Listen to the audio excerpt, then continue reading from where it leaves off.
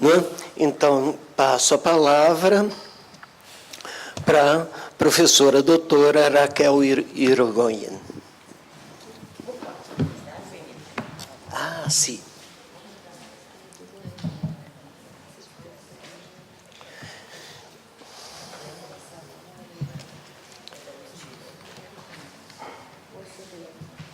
Dá para ver o quadro aqui? O painel? Não precisamos afastar, não? Bueno. Você quer? Sim. Sim.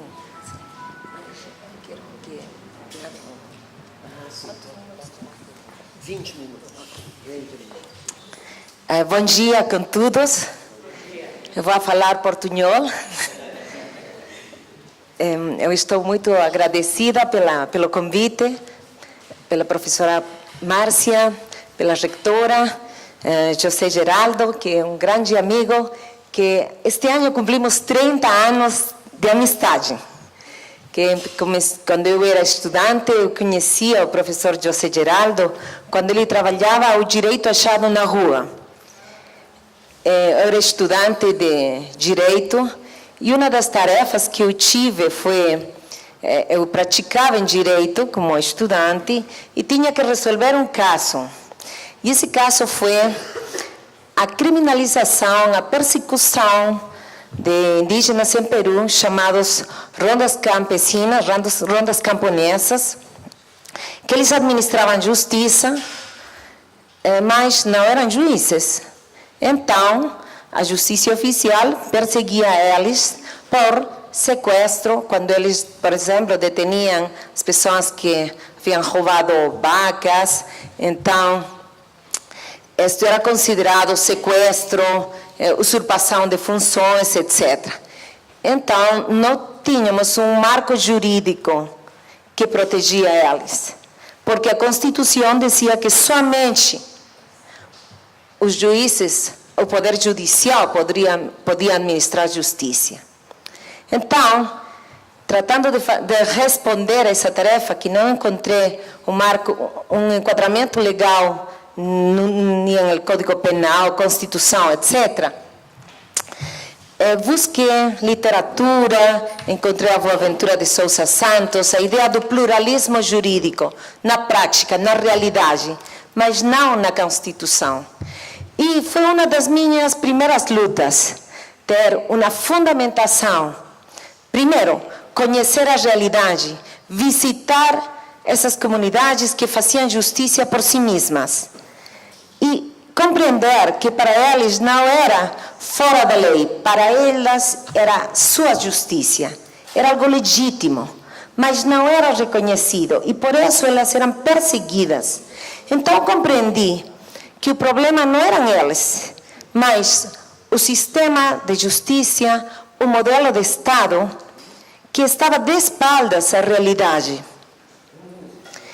E que era preciso não mudar eles, que compreendam que existe uma lei, mas mudar o sistema legal, o modelo de justiça, o modelo de Estado.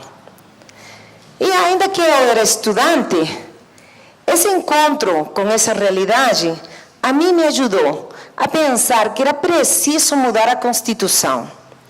Então, eu trabalhava na Comissão Episcopal de Ação Social, SEAS, em Peru, com os obispos, tínhamos um departamento de direitos humanos, de ação social, e isso me ajudou a convocar a muitas organizações sociais, NGOs, também todas as lideranças indígenas desse momento, juízes, polícias, fiscais do Ministério Público, e com eles discutimos o problema, até que ao final, uma mulher camponesa, depois de que o juiz disse: agora compreendo que vocês têm o seu próprio sistema jurídico, que diferente é o Estado. Não é porque faltam juízes ou polícias em seus territórios, é porque tem um diferente conceito de justiça. Não estão preocupados de meter as pessoas a uma prisão. Estão preocupados da vítima, de voltar a vaca que roubaram. Está um sistema preocupado pela reparação. E pela reintegração dessas pessoas que cometeram um erro. Mas, disse este juiz, a Constituição diz que somente é possível que o Poder Judicial administre justiça e eu tenho que processar vocês por usurpação de funções. Então, não tivemos solução. Então, uma mulher camponesa, que era presidenta das rondas femininas em Bambamarca, ela disse, bueno, senhor juiz, que bueno que você nos compreenda, mas se o problema é a Constituição, cambiemos essa Constituição. Como se for algo sencillo, simples. Mas todos no público, nos assistentes desta reunião, juízes, fiscais, todos assinaram proposta de reforma constitucional para reconhecer a justiça indígena. Porque todos pensavam que isso não se ia lograr, então todos assinaram. Mas depois Fujimori fez o golpe de Estado, nova Constituição, etc. E nós logramos que o Poder Judicial, como muitos juízes assinaram essa proposta, fora incorporada na Constituição. E muitos estudantes, como 10 estudantes, incluída eu mesma, fizemos teses sobre o pluralismo jurídico. E isso sustentou esta reforma. Por quê? Porque os juízes diziam, mas não se conhece, não se sabe como é isto. Aqui estão 10 teses sobre rondas camponesas, Amazônia, etc. Então, a academia foi muito importante para esse encontro entre os povos indígenas, um problema do sistema jurídico e a mudança disso. E isso, a mim, me ajudou na vida, que é muito importante este encontro entre academia e estudantes. E a realidade, como a academia pode criar, sustentar um pluralismo jurídico igualitário, uma teoria que vai sustentar uma mudança constitucional. E depois da mudança constitucional, agora, já não falamos que os indígenas estão fora da lei. Agora, eles estão reconhecidos. E quando eles são perseguidos agora, nós temos que ter uma teoria do direito que explica o pluralismo jurídico na Constituição. E agora, quienes estão fora da lei são os juízes, os fiscais, polícias, que perseguem os indígenas quando eles administram justiça. E eu começava com um exemplo que quero terminar com isso agora. Quais são os retos para a academia neste contexto que moramos agora? Ontem, a primeira mesa especialmente falou como o sistema de economia global está destruindo o planeta de tal maneira que não é sustentável. Mas, agora, quisiera ver que não somente é um problema ecológico. Quem vai avançar? Perfeito. Tem autonomia.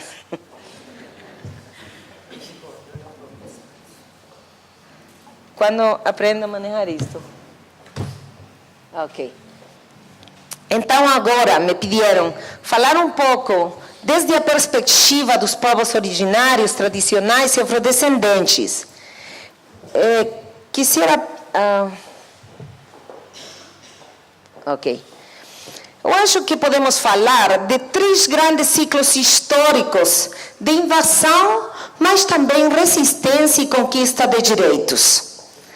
Uma primeira que podemos falar no século XVI, pela búsqueda de ouro e recursos naturais. O segundo ciclo de invasão no século XIX, com a construção dos Estados-nação na América Latina. E um terceiro ciclo histórico de invasão agora, desde os 70, no contexto de consenso de Washington e as políticas que se derivam disso. Que este é um caso real. Esta é a Laguna Yanacocha, e agora é assim. E Yanacocha, que era uma laguna, agora é o nome da transnacional.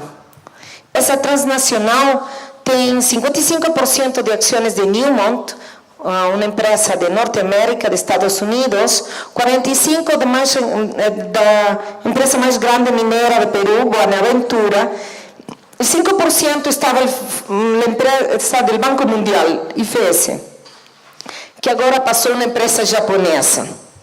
E esse nome, Yanacocha, é uma grande empresa que planeja secar 4 lagunas, 5 rios, 700 olhos de água. Esse é o nível de invasão que temos agora.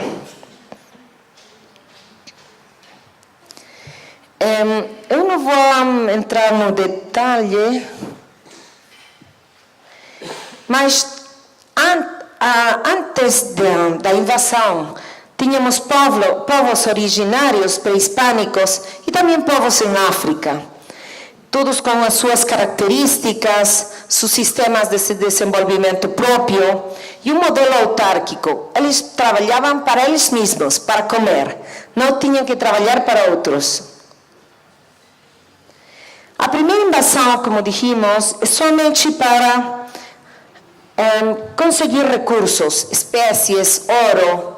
Este é um dos dibujos sobre a morte de Atahualpa, em Peru, que expressa claramente o objetivo da invasão, que é buscar ouro. Os espanhóis ofereceram: se você me dá 2 quartos cheios de ouro e 1 de plata, eu não vou matar. O que passou? O Inca cumpriu ou não? Sim, ele cumpriu. Entregou 2 quartos cheios de ouro e 1 de plata. Mas os espanhóis mataram ou não? Sim, mataram, por supuesto. Não é que confiaram nos invasores. Então, depois vieram diferentes formas de sometimento na América Latina, genocídio, conquista, colonização, reduções de índios, chamados índios desde então, guerra ou firma de tratados quando os povos não podiam ser reduzidos, como os mapuches, ou também missões na Amazônia, quando os povos não podiam ser conquistados pelas armas. Depois destas formas de sometimento, se estabeleceu o sistema colonial. Qual é a herência do sistema colonial? Os povos perderam a soberania política, o controle de seus recursos, foram submetidos a trabalho forçoso, as suas culturas atropeladas e, sobretudo, uma ideologia de inferioridade indígena para poderlos submeter. E sobre os povos afrodescendentes, é que eu quero recordar algo. Quando eu era menina, talvez também uns que são velhos vão recordar, o dia 12 de outubro, nós estudávamos como Dia do Descobrimento. Também aqui? Também. Mas, quando foram os 500 anos, em Equador falavam 500 anos de invasão, não de descobrimento. E a Embaixada da Espanha, para fazer algo diplomático, disse: é um encontro de 2 mundos. Que mundos? Europeu e indo-americano. Mas esqueceu o mundo africano. Esse não somente foi um encontro de 2 mundos, o mundo europeu e o mundo indo-americano. Por que não se lembraram do mundo africano? Porque eles vieram em qualidade de coisas. Juridicamente, coisas semoventes. Não sei se é a mesma coisa aqui, juridicamente. Então, mas a escravitude dos povos africanos também tiveram formas de resistência durante todo o sistema colonial. Casos de libertos, mas também fugidas, todo o sistema de cimarronagem. Cimarronagem? O que agora, aqui é os quilombos. E alguns casos de assinamento de tratados ou acordos, caso de garífunas, não? O Saramaca na Guiné holandesa. São diferentes formas de resistência durante todo o tempo colonial. E qual é a herência colonial? O que falávamos ontem, ou esta manhã, a América Latina se volve um lugar para extrair recursos e mandar ao exterior. E, lamentavelmente, é um modelo que ainda não saímos dessa herança colonial. Subordinação política para os povos indígenas, que até agora não controlam seu destino. E, sobretudo, a ideologia da inferioridade natural dos índios. E, no caso de afrodescendentes, uma exclusão estrutural. Um pouco lento isto. Ok, também o tema do pluralismo jurídico subordinado, que não vamos ter tempo de falar, e que até agora muitos juízes pensam que, ainda que seja reconhecido o sistema jurídico indígena, eles ainda seguem pensando como um sistema colonial, que somente é um reconhecimento para administrar justiça em casos pequenos, entre índios, não casos graves, etc. Porque esse era o modelo colonial. Essa é a mentalidade colonial que até agora temos. Bom, passando este primeiro ciclo de invasão, depois vamos a ter resistências anticoloniais. Bueno, resistências anticoloniais foram durante toda a era colonial.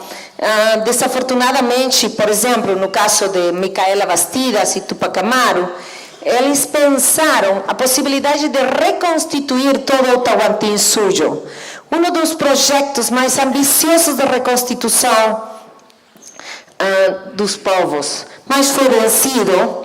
E nesse contexto da repressão dos curacas e lideranças indígenas, se produz a crise na Espanha e a construção de os novos estados latino-americanos, liderados pelos criollos, que estabeleceram estados à sua imagem e semelhança, com língua oficial castelhana, por exemplo. Em Bolívia, somente 5% da população falava castelhano, mas a língua oficial foi isso.